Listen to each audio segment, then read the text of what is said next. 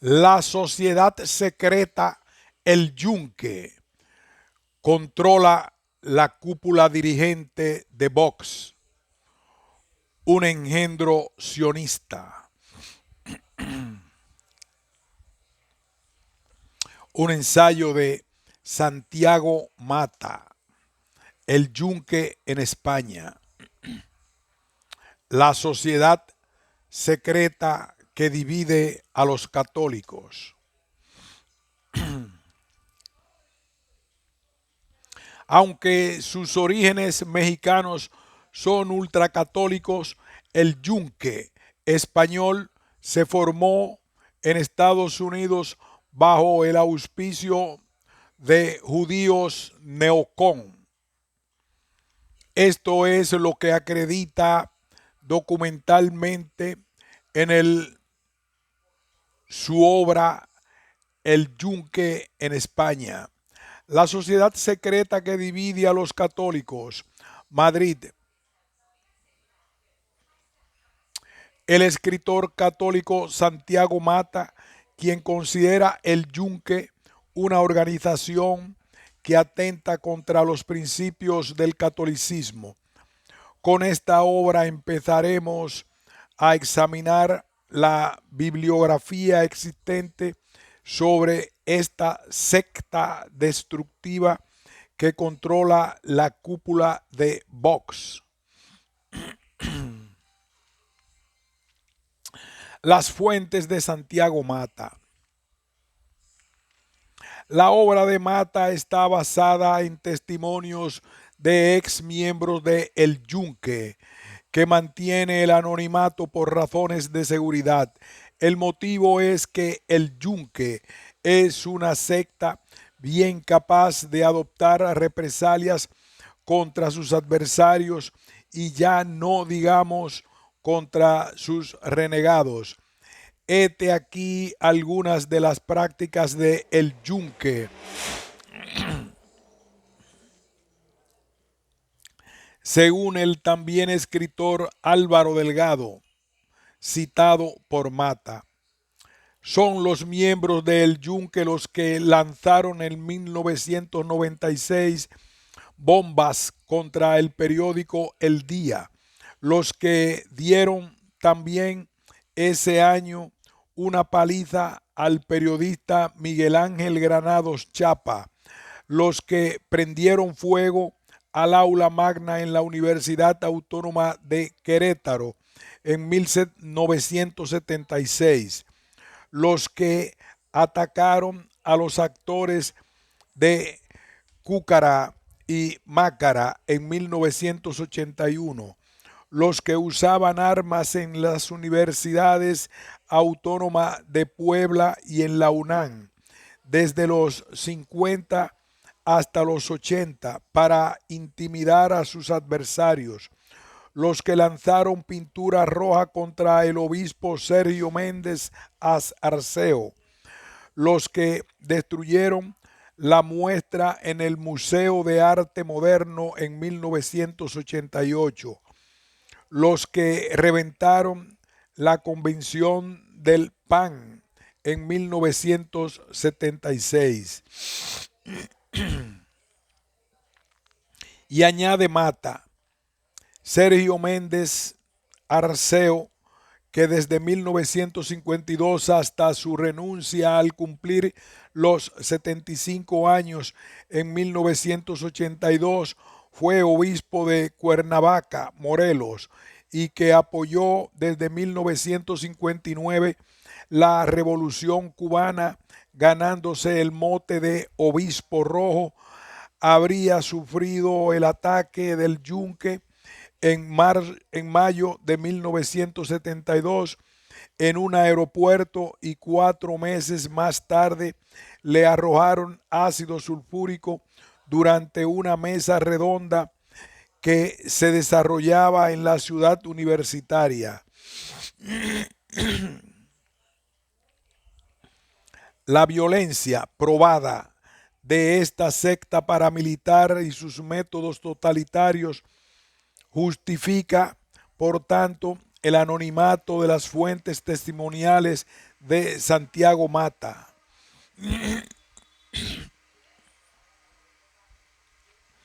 El trasfondo neoconcionista de El Yunque español. Aunque en sus orígenes mexicanos, el Yunque ostenta posiciones no solo ultracatólicas, sino también marcadamente antisemitas, cristianas, la versión española deja traslucir otras influencias de signo opuesto, a saber, sionistas cristianas y sionistas judías. La cita que viene a continuación es transcripción literal del testimonio de la fuente A, ex miembro de El Yunque. Mi opinión es que el Yunque es un caballo de Troya de Estados Unidos para controlar la sociedad española, en particular a los católicos, y poderlos volver en un determinado momento contra la propia Iglesia Católica. Ese es el sentido de que el Instituto Phoenix en USA esté lleno de apellidos WASP y judíos. Se notó en la guerra de Irak 2003, cuando Hazte Oír apoyó a tope a Aznar y a los republicanos neocones de USA, en contra de lo que pedía Juan Pablo II.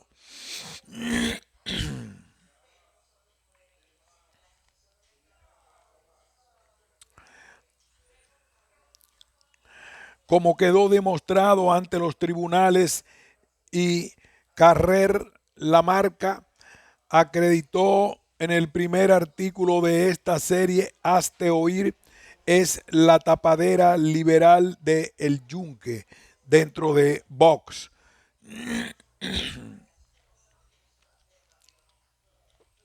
La sociedad secreta El Yunque controla la cúpula dirigente de Vox. Los indicios: no existe democracia interna en el partido de extrema derecha.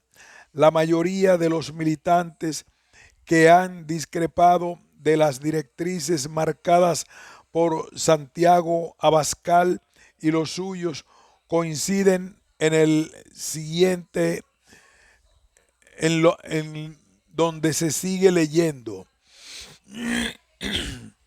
México o Estados Unidos, los neoconcionistas judíos que mueven los hilos de Vox. El propio Ignacio Arzuaga, capitoste de Hazte Reír, conoce los orígenes de esta tapadera en el Instituto Phoenix de Arizona.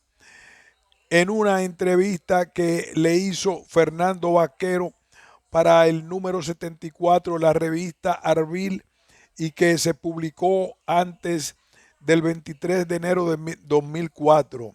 Algunos de los fundadores de hazteoír.org nos conocimos en los cursos de verano del Instituto Phoenix en los Estados Unidos. Sin embargo, según Santiago Mata, los yunteros españoles no se conocieron en Estados Unidos, aunque algunos participaran en cursos de instituciones neoconservadoras norteamericanas. En la segunda parte de su entrevista, publicada el 12 de enero de 2015 en Forum Libertas, Victoria Uroz refiere en concreto que los yunquistas cuentan con personas afines en la Universidad de Notre Dame, en Indiana, Estados Unidos. En concreto, en el Pan American Institute for Political Studies, donde Luis Lozada y otros miembros del Yunque acudían para realizar cursos de verano desde 1992.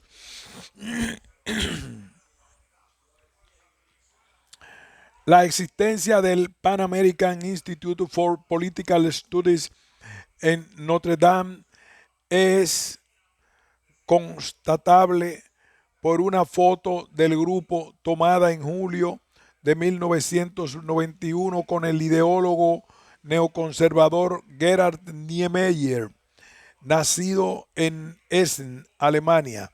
Según su hijo Paul Niemeyer, se exilió tras la toma del poder por Hitler en 1933, acompañando a su maestro profesor judío y socialdemócrata Hermann Heller.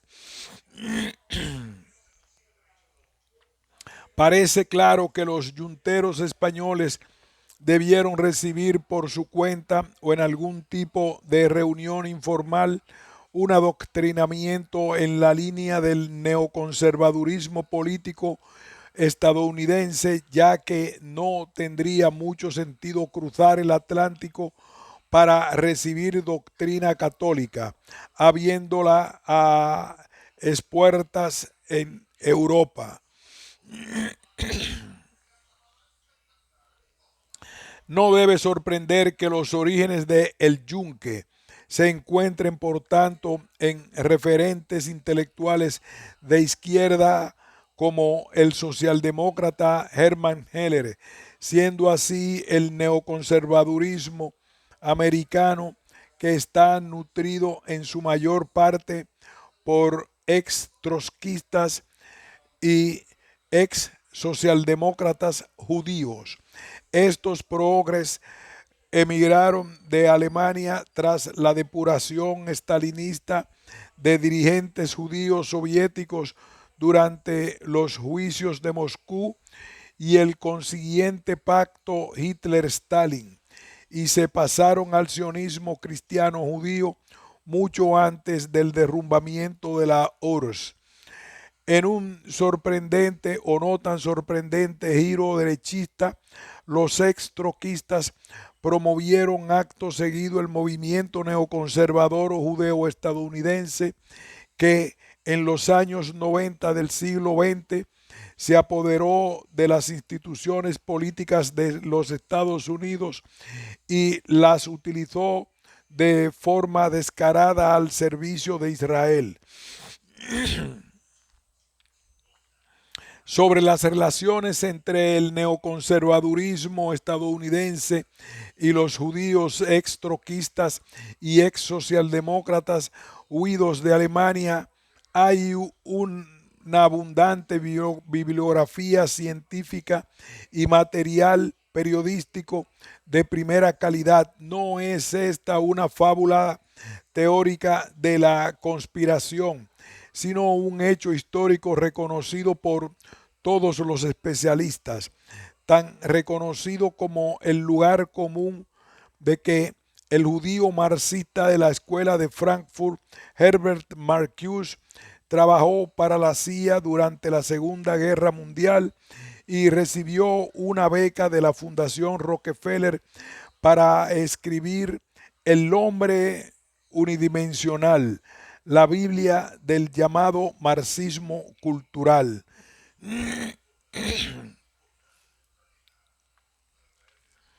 La clave interpretativa de los hechos modernos hay que buscarlas siempre en el sionismo, es decir, en el nacionalismo judío, un fenómeno transversal a la en ocasiones muy engañosa oposición de derechas e izquierdas. Un ejemplo, entre otros muchos, es el de Irving Kristol, fundador de la corriente neocon, ex troquista y judío. Aquí enlazamos un artículo de El Confidencial. Pueden ustedes leer el siguiente párrafo. Pero una de las reacciones más interesantes fue la de un grupo de intelectuales, en la mayoría judíos y neoyorquinos y de izquierdas, que habían trabajado como editores en las pequeñas y combativas revistas culturales de la época como Commentary, Encounter y The New Leader. Algunos de ellos, además, habían fundado en 1965 The Public Interest, una revista que se convirtió en el emblema del rearme intelectual del conservadurismo y se publicó hasta 2005. Su primer director, Irving Kristol, más tarde considerado el padrino del neoconservadurismo, reconocía que a lo largo de su vida había sido neomarxista, neotrotskista, neosocialista y neoprogresista. En esta última encarnación, durante los 50 y principios de los 70, fue un defensor del establishment de izquierdas que daba por buenos el New Deal de Roosevelt y la ampliación del estado de bienestar en los años subsiguientes y la enorme intervención en la economía que eso había supuesto. Así que cuando hablamos de neoconservadores estadounidenses que promueven la fundación de El Yunque en España, nos referimos en primer lugar a sionistas, es decir, nacionalistas judíos que ayer eran de izquierdas y hoy son de derechas, pero mañana pueden volver a ser de izquierdas según les convenga. Este dato de interés general tiene además una importancia decisiva para entender las estrechísimas relaciones de Vox con otra organización criminal, a saber, el grupo terrorista judeo-iraní Senri Makko, que en sus orígenes decía ser de ideología islamo-marxista, pero luego se transformó milagrosamente en un peón neoconservador del Pentágono y del Estado de Israel en Oriente Medio. Para los ultras que lean Rara Avis o los católicos que aluden y solo se interesen por escritos de fuentes fiables, ofreceremos la siguiente entrada publicada en hispanismo.org. Neoconservadorismo judeo estadounidense y catolicismo podría titularse. Reproducimos íntegramente el texto con solo algunas correcciones ortográficas y sintácticas para mayor comodidad del usuario. New Oxford Review, diciembre 2005, editorial. ¿Qué es un neoconservador? ¿Importa? Por Dale Bree. Recibimos una carta de Christian Champton de Newport Beach, California, diciendo, respecto a su editorial de septiembre, Tu voz de catolicismo ortodoxo, sin hilos anexos, aparecía una palabra que me gustaría definirla para mí. La he visto ocasionalmente en la New Oxford Review, pero usted la usó más de 10 veces en el editorial. La palabra es neoconservador, neocon. Antes del editorial de septiembre y especialmente desde entonces, mucha gente nos pregunta qué es un neocon. Su editor ha seguido a los neocons por más de 35 años y he tenido trato con la mayoría de ellos, pero no debía haber asumido que todos sabían que es un neocon. Dado mi pasado, podría haber sido un auténtico neocon si hubiera querido, pero no quería. He aquí un resumen breve. Podría decir más, pero esta es la esencia de ello. Los neocons auténticos descienden de los movimientos comunistas y socialistas, habiendo sido los líderes troquistas más prominentes, esto es, comunistas de ultraizquierda.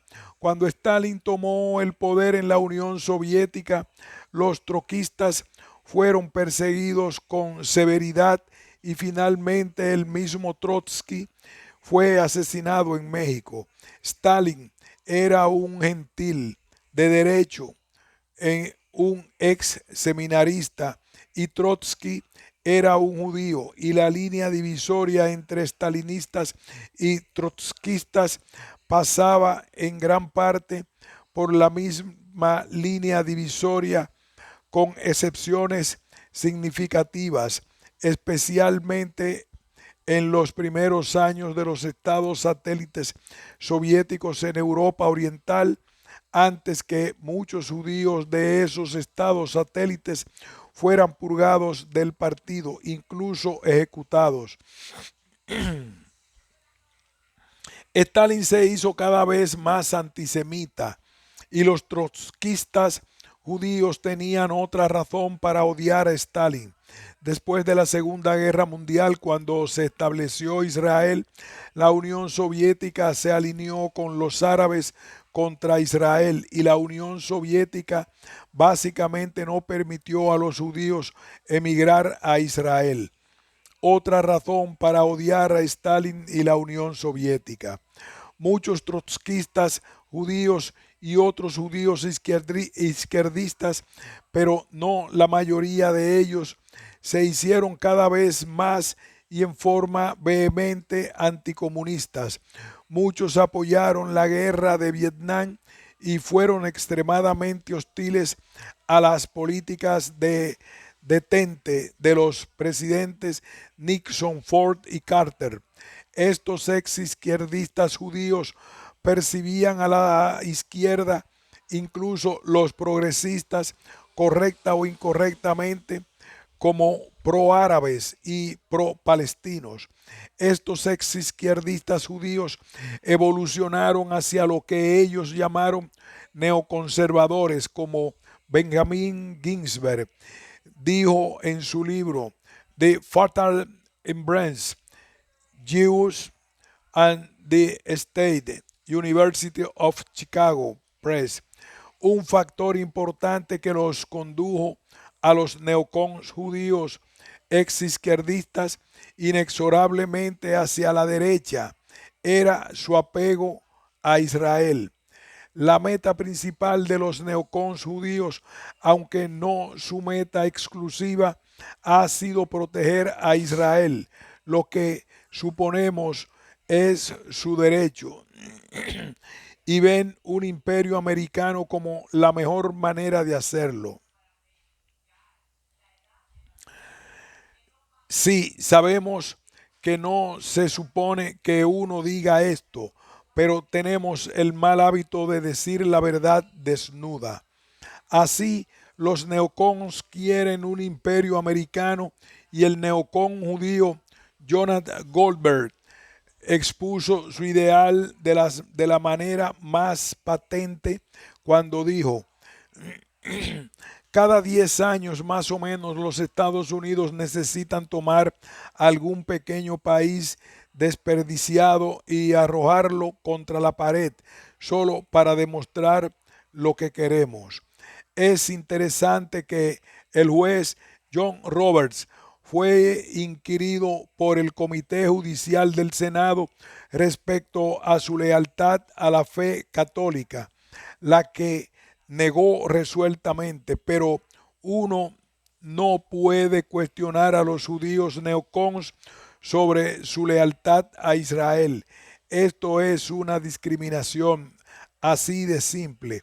Si piensa que esto es antisemita, se equivoca. Los católicos deben ser fieles a su fe católica más allá de su lealtad a su país. Piense en Santo Tomás Moro y tantos otros mártires. Y no es anticatólico decirlo. sobre si los neocons judíos deberían ser fieles a Israel no es algo sobre lo que estemos calificados para comentar. Sin embargo, queremos notar que Murray Polner y Adam Sims, ambos judíos, dijeron: los intereses de Israel conducen la política de los Estados Unidos en Medio Oriente.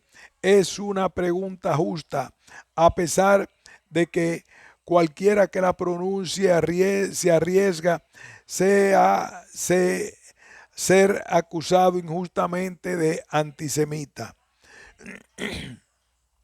Sin embargo, el neocon Richard John Neuhaus hace justamente eso. Dijo: el lobby judío tiene a los Estados Unidos en un bolsillo. Eso dice Philip Weiss, un columnista izquierdista del New York Observer. Philip Weiss también tiene algo, aunque nada original, sobre la influencia de los judíos en nuestro país y su política hacia Medio Oriente. Pero, ¿por qué Philip Weiss está coqueteando con ideas antisemitas pasadas de moda? Weiss tiene algo, aunque nada original, pero Neuhaus lo reprende por coquetear con el antisemitismo. Si lo que Weiss dice es verdad, entonces ensuciar su nombre por coquetear con el antisemitismo es el último refugio de un sinvergüenza.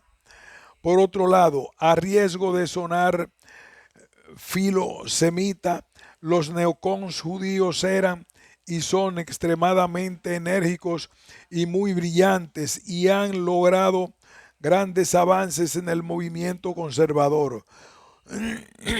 Frecuentemente junto a gentiles voluntarios, son enormemente influyentes y poderosos en el gobierno de George W. Bush. Podríamos llamarlos un apartachiki neocon. No, esta no es una conspiración judía porque es a plena luz del día y la mayoría de los judíos no son neocons, probablemente porque piensan que las políticas imperialistas de los Estados Unidos no son buenas para Israel o los judíos. Y existen neocons que no son judíos, la mayoría de ellos siendo recién avispados, que consideran de moda ser neocon.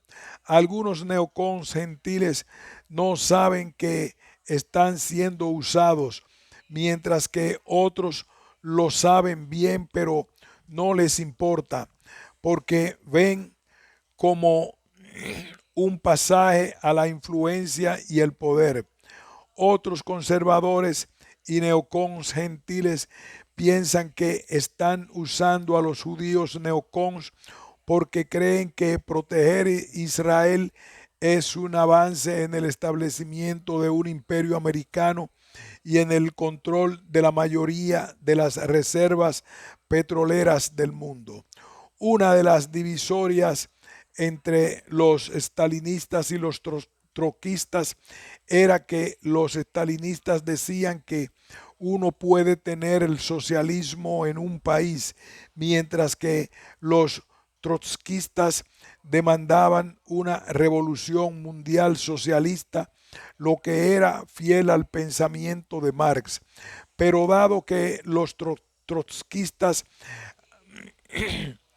amargaron la revolución socialista, transfirieron su alianza a la revolución democrático mundial.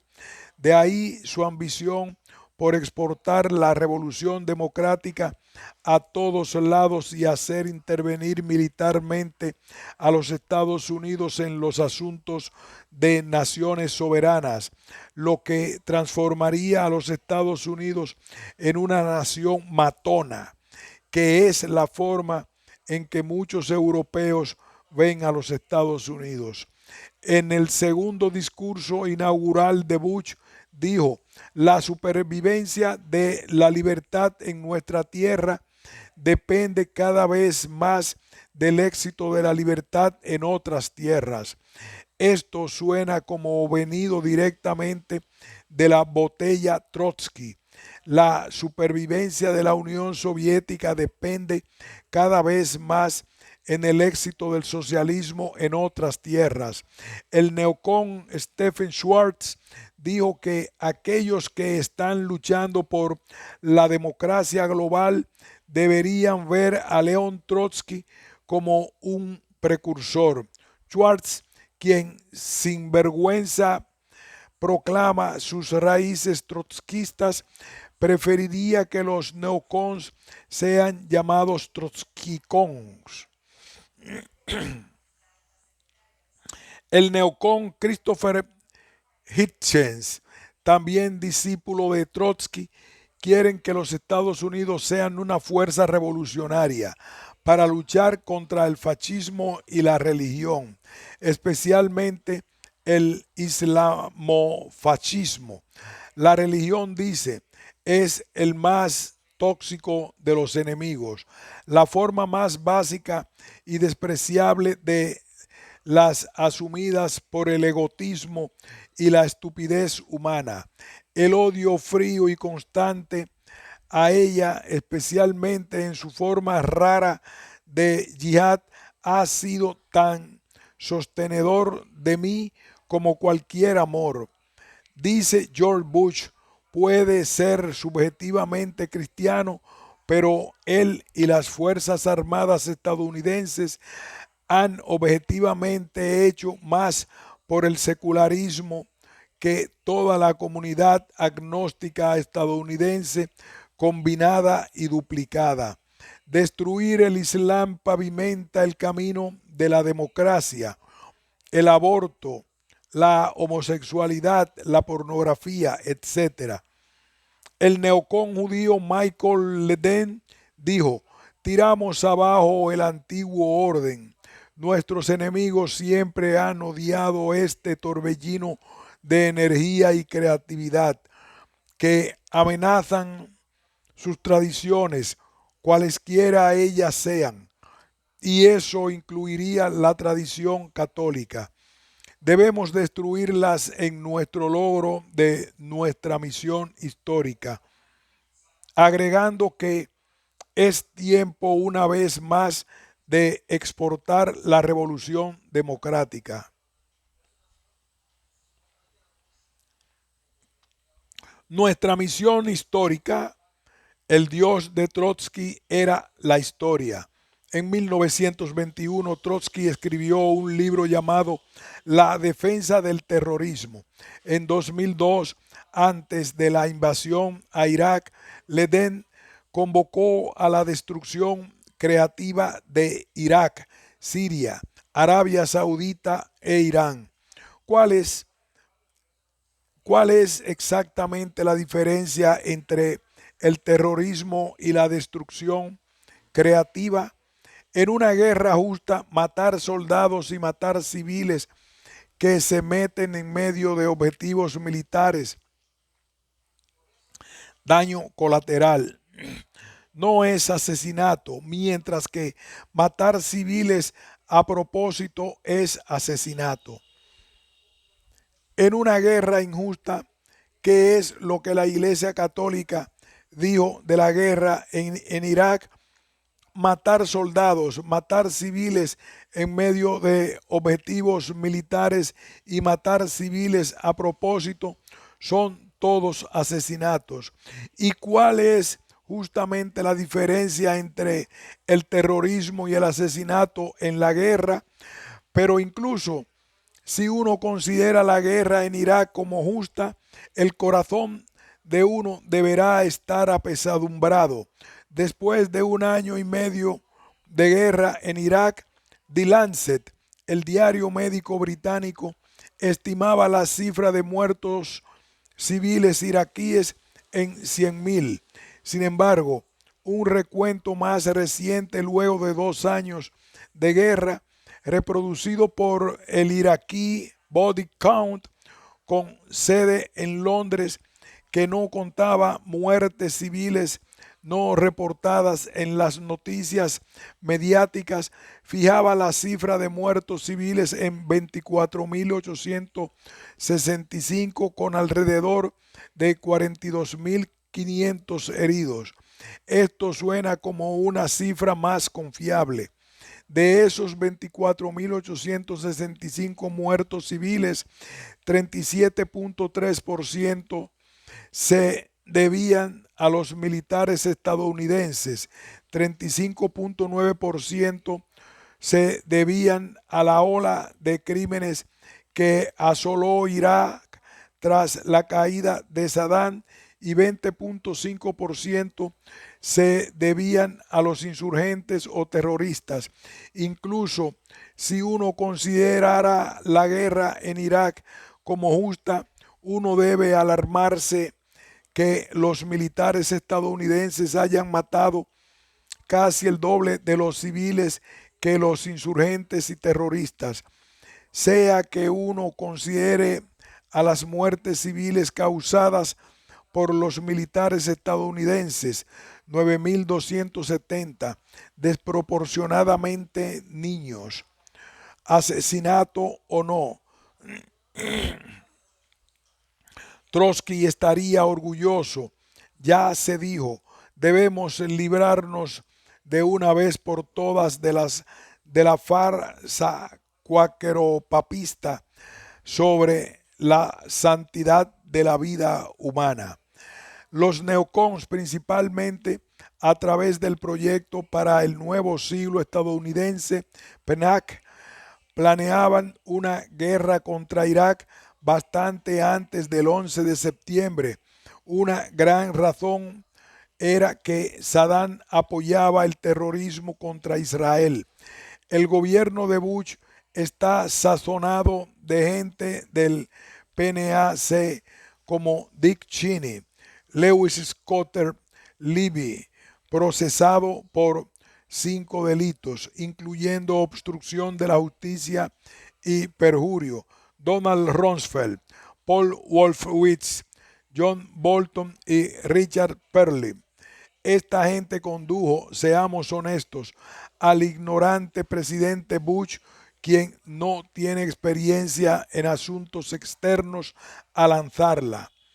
Como dijimos en una editorial de septiembre, antes que Crisis y First Things fuesen fundados, la New Oxford Review fue contactada por una fundación neocon, así de la nada. La fundación quería darnos dinero gratis. Un tipo voló desde la costa este y me preguntó al editor, una para juntarnos para unos tragos y en un restaurante de San Francisco por su cuenta. Por supuesto, estábamos desesperados por dinero. Me dijo que nos financiaría regularmente si tan solo apoyásemos el capitalismo corporativo y si apoyásemos una política exterior estadounidense militarista. Lo que no dije es que este tipo era un neocon judío sin interés en la cristiandad o el catolicismo y sospechoso que estaba interesado en llevarnos a promover los intereses neocons judíos, lo cual tenía todo derecho de hacer. Como dijimos en el editorial de septiembre, dije no, y eso fue el final de eso. Pero las fundaciones neocons no abandonaron. Michael Novak, muy pro-Israel, fundó Crisis, entonces llamada Catholicism in Crisis. Y el padre Newhouse, también muy pro-Israel, fundó First Things, ambas con amplio apoyo financiero de fundaciones neocons.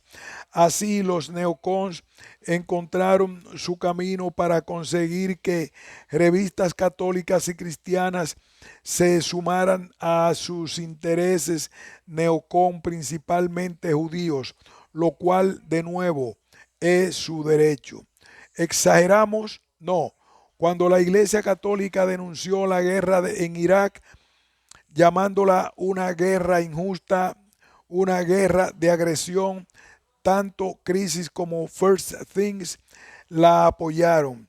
Y hazte oír también, Carrir, la marca, un claro caso de apoyar los intereses neocons judíos por sobre la doctrina católica de la guerra justa. Para una hipnosis del apoyo del padre en Newhouse a la guerra en Irak en base a su apoyo de Israel, vea nuestra nota en New Oxford Review. ¿Qué sabe el Papa acerca de asuntos mundiales? Noviembre, página 13, 14 y 16, 17. Si usted sigue viendo esto como antisemitismo, está equivocado de nuevo. En una editorial de Forward, el diario jesuita más antiguo de Estados Unidos, se dejó dicho: hasta hace poco gente razonable aún podía despreciar como propaganda conspirativa antisemita la denuncia de que la seguridad de Israel fue el motivo real detrás de la invasión de Irak. No más. Sus defensores no pueden ser simplemente silenciados y echados como estrechos. Aquellos que no están de acuerdo ahora deben argumentar su caso en base a pruebas. Más allá de la política exterior, ¿pueden los católicos ortodoxos hacer causa común con los neocons en las guerras culturales? Tal vez no. Como Irving Kristol, un judío ex-troquista y el padrino del neoconservadurismo, escribió en Wall Street Journal: aquellas guerras culturales terminaron y la izquierda ha ganado. Sí, puede que sea bastante lucrativo sumarse al fiestero tren neocon, pero no es algo que quisiéramos hacer. La libertad no es gratuita. Usted paga un precio por su libertad y la New Oxford Review es verdaderamente libre, aunque relativamente pobre. Periódicos de pensamiento líder tales como la New Oxford Review, First Things y Crisis nunca darán ganancias, o se apoyan en fundaciones neocons, y no negamos que First Things y Crisis frecuentemente ayuden a la causa ortodoxa, o lo hacen por su lado apoyándose en sus suscriptores para mantenerse. Preferimos no tener ningún hilo anexo. Este artículo demoledor, escrito desde la perspectiva católica, pone de manifiesto la contradicción que puede existir entre ciertos aspectos de la doctrina de la fe y el catolicismo en general, si es que la doctrina importa algo, y el neoconservadurismo sionista estadounidense. Por ende, dicha falta de armonía, que no es profundamente ideológica, pero sí estratégica y táctica, opone las directrices de los sionistas filoamericanos desvergonzados de El Yunque, Hazte Oír y Vox, por una parte, a los intereses de Iglesia Católica y de los católicos españoles para más INRI, por otra. Evidentemente, la perspectiva de Carrer Lamarca no es cristiana, pero exponer aquí nuestra propia versión de los hechos nos desviaría demasiado del objeto de nuestro artículo. Baste puntualizar que, a nuestro entender, el sionismo neocon no puede ser combatido desde posiciones religiosas, monoteístas, cristianas o islámicas, al menos que comparten su imaginario ideológico con el judaísmo. Es necesario un planteamiento más radical. El judaísmo estaría ya inviscerado en las entrañas mismas del catolicismo. Centro de cada cristiano, dentro de cada cristiano hay un judío o el sionismo en la doctrina católica. Dentro de cada cristiano hay un judío, asevera la máxima autoridad doctrinal de la Iglesia. El cristianismo es una secta judía devenida religión occidental, algo así como un judaísmo para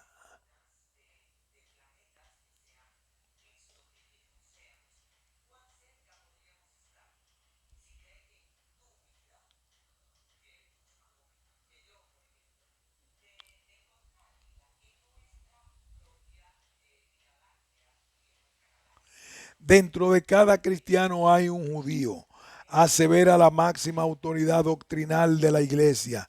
El cristianismo es una secta judía devenida religión occidental, algo así como un judaísmo para gentiles o paganos de etnia no hebrea.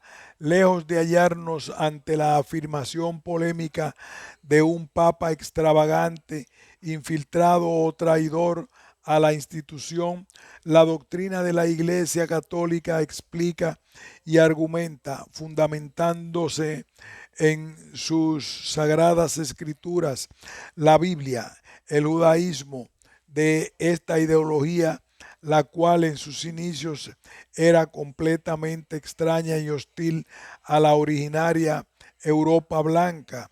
Para muestra un botón, el catecismo, citamos, según la versión española del Catecismo de la Iglesia Católica, Asociación de Editores del Catecismo, Madrid 1992. La Epifanía es la manifestación de Jesús como Mesías de Israel, Hijo de Dios y Salvador del mundo, con el bautismo de Jesús en el Jordán y las bodas de Caná. Solemnidad de la Epifanía del Señor, antífona del Magnificat en segunda vísperas. La Epifanía celebra la adoración de Jesús por unos magos venidos de Oriente. En estos magos, representantes de religiones paganas de pueblos vecinos, el Evangelio ve las primicias de las naciones que acogen por la encarnación la buena nueva de la salvación. La llegada de los magos a Jerusalén para rendir homenaje al rey de los judíos muestra que buscan en Israel a la luz mesiánica de la estrella de David, al que será el rey de las naciones. Su venida significa que los gentiles no pueden descubrir a Jesús y adorarle como Hijo de Dios y Salvador del mundo, sino volviéndose hacia los judíos y recibiendo de ellos su promesa mesiánica tal como está contenida en el Antiguo Testamento. La Epifanía manifiesta que la multitud de los gentiles entra en la familia de los patriarcas. San León Magno, Sermones 23, y adquiere la israelítica dignitas, la dignidad israelítica.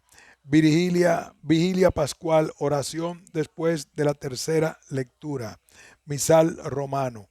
Uno lee el concepto racista y supremacista de israelítica dignitas con los ojos abiertos como platos pero conviene reconocer que el Papa del Catecismo, en este caso Juan Pablo II, muestra al menos tanto sentido del humor como el Papa progre Francisco I. En definitiva, el cristianismo entraña como supuesto implícito y desconocido las más de las veces por los propios creyentes el sometimiento de todas las naciones no judías, incluida la española, a Israel. Cada vez que celebramos la fiesta de los Reyes Magos, conviene insistir en este punto, sin ser conscientes de ello.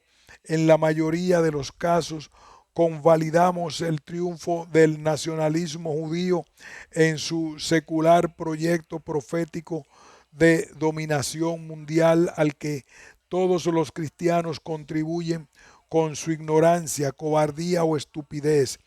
El presente artículo recopila los pasajes del Catecismo de la Iglesia Católica que aparecen señalados en el índice temático bajo el epígrafe de Judíos, Judaísmo, obra citada. Dentro de cada cristiano hay un judío, afirma el Papa Francisco.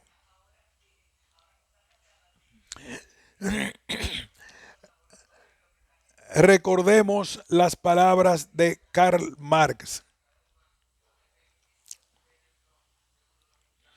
El cristianismo ha brotado del judaísmo y ha vuelto a disolverse en él.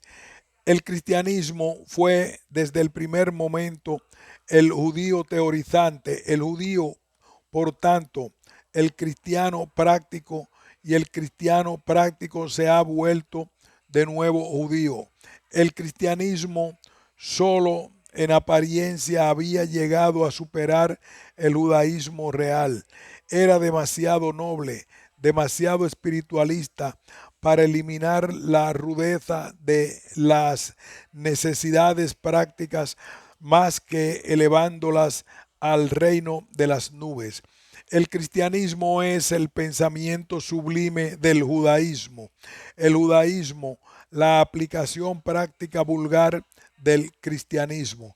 Pero esta aplicación solo podía llegar a ser general una vez que el cristianismo, como la religión ya terminada, llevase a términos teóricamente la autoenajenación del hombre de sí mismo y de la naturaleza. Solo entonces pudo el judaísmo imponer su imperio general y convertir al hombre enajenado